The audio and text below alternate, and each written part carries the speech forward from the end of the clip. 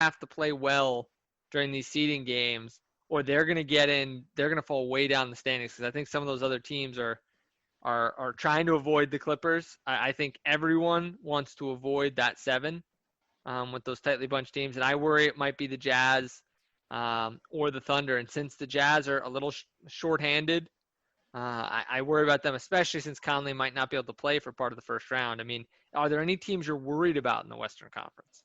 I agree with your sentiment on the Jazz. I don't think Dallas is there. It'd be cool to see Luka get his first playoff action and Porzingis be in the playoffs together. But I think they're going to lose in the first round, then see what they need to add because they'll be a force for years to come. I mean, the West is loaded. The Warriors are going to be back next year. You got the Timberwolves with Towns and D'Lo. So, the two West teams that aren't there are going to be forces to be reckoned with, not to mention the Grizzlies, the Pels, the Trailblazers. So one team, though, that needs to play well, especially with the emergence of their rookie, is the Denver Nuggets because they got most of a fully healthy roster trickling in, but just it's hard to ignore what Bobo did in these 3 scrimmages, shooting threes, handling the rock in transition. It's been very impressive. And the fact that this guy slipped to 44th in this past draft, Nuggets are getting good value late with Michael Porter Jr. 2 years ago, Bobo last year, not to mention a healthy Jokic. So I think outside of the LA teams, the Nuggets have the best chance to maybe make some noise. I don't believe in Houston. I don't believe in Utah. I don't believe in OKC. I don't believe in Memphis. And I don't believe in Dallas. So I think the West is more top-heavy than we're making it out to be based on the circumstances that a lot of these teams have been faced with. And we'll have a lot more of that to come. After these seeding games, we'll be able to see kind of where the matchups slide out. But speaking of matchups, we are blowing out our Kobe Bryant marquee matchups of the week this week because we're just so excited basketball's back. I mean, it's incredible. So we took our normal 3 and blew it out up to 5. And I even kind of cheated, Jason, because starting off, and I'm just going to lead us off, Thursday, that's just 2 days away from right now, Jason. I can't believe it. We have a freaking bonanza. It starts off with Pelicans Jazz, which is going to be a great matchup for 2 teams that, as we just talked about, need to win these games. These are important games for those teams. Oftentimes these games don't mean as much in the regular season. These are really meaningful for both teams. I'm not going to say must win, but both of these teams are in really tight competition. And then, I think most people look at this and they think this second game is going to be bigger than the first. I don't know if that's going to be the case. I don't think we're going to see full strength rosters. I'm actually pretty much positive we're not going to see full strength rosters, but the second of that doubleheader is the Lakers and Clippers, which is obviously the 2 titans of the West. I'm just not sure it's going to live up to the Pelicans Jazz, but I think Pelicans Jazz is going to be full strength teams where I think Clippers and Lakers might be some subs and some backups, and the minutes might be a little bit down. What do you think, Jason? Out of those 2, what's your preference? I mean, I prefer Pelicans Jazz just to see Zion because he was able to rehab in New Orleans, so he didn't really take time away from the Pelicans practice facility during the pandemic. And I get what you're saying about the Lakers because you don't have Rajon Rondo, you don't have Avery Bradley. J.R. Smith has looked decent, but you're bringing in guys like him and Dion Waiters who aren't necessarily trusted. No Lou Will.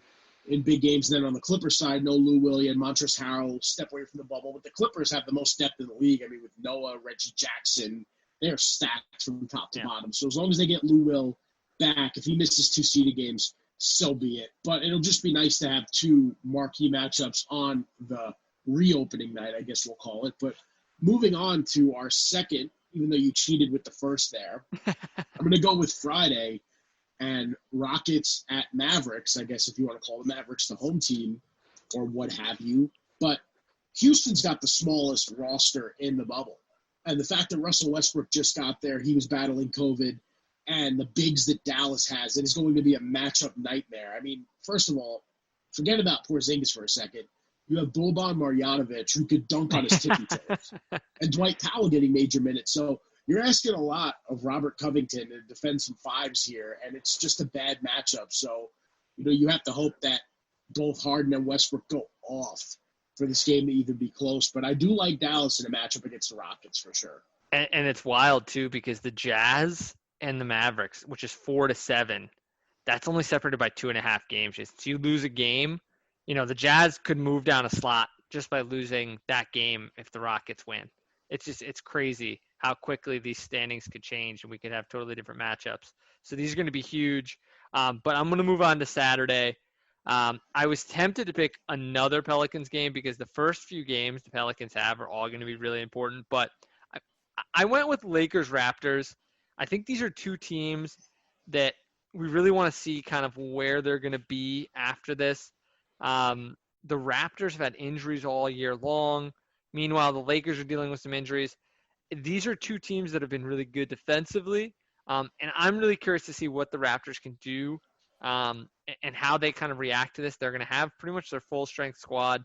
So that should be fun. One of the best offenses in the league with LeBron and AD versus one of the best defenses in the league with Toronto. So I think that should be fun. What do you have for Sunday, Jason? So Sunday, you have the Bucks and the Rockets. The Rockets, another one of our two-time teams here on our marquee matchups of the week to go along with the Los Angeles Lakers. But the Bucks do not have that hard of a schedule here going into the bubble. They're pretty much going to be just tune-up games until the second round for them when things get interesting. However, on the other side of the coin, you don't have the Bucks at full strength because you have Eric Bledsoe arrive to the bubble late, Pat Connaughton arrives to the bubble late, the Lopez twins probably sneaking off to Disney every night. It just hasn't been recorded yet. So I think it'll be a good test for them because the Bucks are very versatile. They can match up with the teams that play big and they can match up with the teams that play small. So it'll be interesting to see how they deploy their defensive strategy against a small ball team like the Rockets because they may encounter that situation in the playoffs if the Celtics decide to go small or if the Heat decide to go small. So it'll be a good test for them. Yeah, it'll be interesting to see too what some of these coaches for teams like the Lakers and the Bucks. It'll be interesting to see how they deal with minutes, if they want to do it in the front end or the back end. Stan Van Gundy went on Zach Lowe's podcast last week and said he thinks what's actually going to happen is the first few games, some of these upper echelon contenders who are happy with their seed are going to play their guys very few minutes. So the first games are going to be tune-ups. And then the middle games are going to be when they really play their guys minutes. And then they'll kind of taper off maybe for the last game.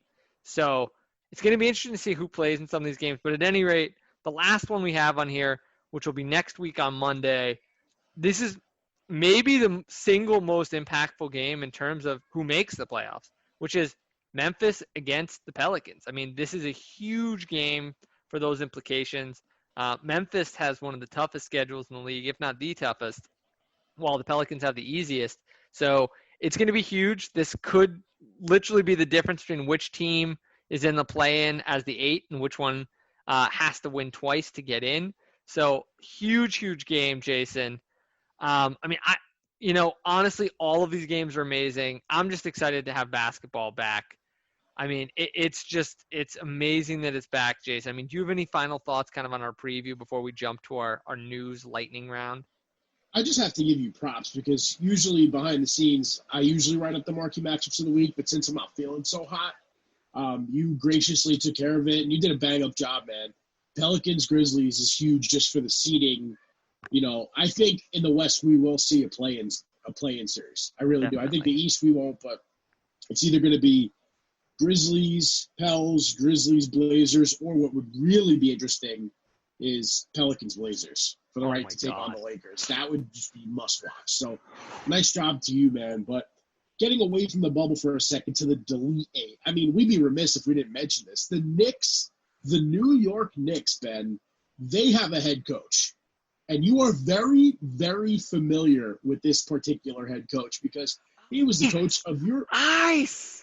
He was the head coach of your beloved Bulls for a very long time, and that's Tom Thibodeau, who was handpicked by Leon Rose to captain the ship, the sinking ship that is the New York Knicks. So you have a lot more Thibs than I do, so I got to get your take, man. Well, that was me shouting ice, which is his favorite word, which is ironic because many Knicks fans feel like they are on the Titanic hitting a giant iceberg, going down yet again with this sinking ship. And I don't know. I mean, it's tough because if you're – as a Bulls fan, I have very fond memories of Thibodeau, but he does feel a bit like a relic at this point. He had a defensive system where they overloaded the strong side to protect the paint. But one of the things that did was that it left wide open corner threes. And for those of you who have been tracking the way basketball is being played, the open corner three is considered one of the single best shots in the league outside of dunks and layups. So it is not a shot you really want to concede. In addition, some of his tendencies towards playing guys too many minutes was criticized in Chicago. So that's going to be another question. And with the Knicks, that New York spotlight is awfully big, Jason. So it's going to be really interesting to see how that plays in the media. But that said, I will say this for the guy. He is a developmental coach in a way that I don't think he gets a lot of credit for. Under his watch, the Bulls' young players really did develop. And if you look at what he did in Minnesota, he did help the development of guys like Karl Anthony Towns. And I do think he's a little bit underrated in that regard. He's a good teacher. He helped bring along Jimmy Butler. And I mean, if you hear Jimmy Butler talk about him when he was in Chicago, he was very, very fond of the way that Tibbs coached. And Jimmy a lot Butler's of the the only love him. one. What'd you say? I mean, Jimmy Butler's the only one because he's in his own league when it comes to intensity. But everywhere he went, I mean, he ruined players. Luol Deng, Joakim Noah, Keith Bogans, Taj Gibson, Andrew Wiggins, not comfortable playing for Thibs. So, my question is, were the Knicks better off going with a younger coach like a Kenny Atkinson or a Mike Woodson, bringing him back for another shot? It's basically like Dolan is banking on the relationship between Leon Rose and Tom Thibodeau to right the ship. And Thibodeau's more of a win-now coach, at least that's how I look at him. The Knicks don't have a ready-to-win roster, so I'm interested to see how it's going to work. And then he got a 5-year deal. Coaches seeing the end of their deals few and far between in the NBA. I mean, do you see him getting all 5 years of this deal in? I mean, I don't think it's likely just based on the tenure with the Knicks. The only thing I'd quibble with is I actually think he's a lot better developmentally than he gets credit for. His methods are not great. He plays guys a lot of minutes, but one of the things is if you look at the players, like the players in general, I mean, Butler did not like the situation in Minnesota, and he set fire to it. I mean, there's no two ways about it. But in general, guys have, you can check the receipts.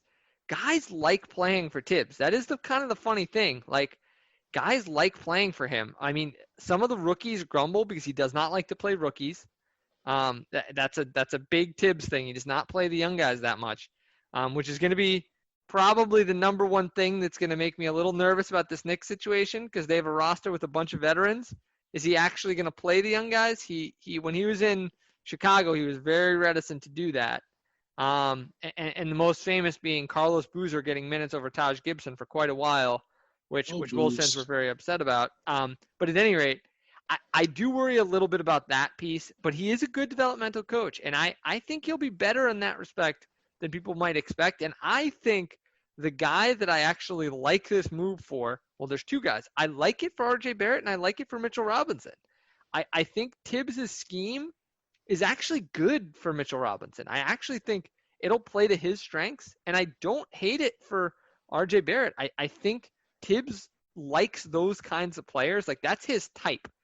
He likes these kind of super athletic, good feel for the game type wings. And that's really what RJ Barrett is. He doesn't have the best shooting ability, but that's the type of player Tibbs likes. That's his guy. His problem has really been his retrograde tendencies of really not defending in a way that takes away the three, especially the best threes, and not getting the offense to those shots. More than anything, that was really his downfall, was that he gives up really good shots for three, and he doesn't take enough threes. The Timberwolves and the Bulls were always at the bottom of the league in shooting from beyond the arc. So I think for the Knicks, if I'm worried about anything, it's that you're going to be playing a retrograde style of offense and defense. But I actually think for the young players, it could be better than people are expecting right now. Well, the Knicks, we know, have two surefire building blocks in RJ Barrett and Mitchell Robinson. the jury's out on Kevin Knox and Frank Ntilikina, who just turned 22 years old, so happy birthday, Frank. Those players have a chance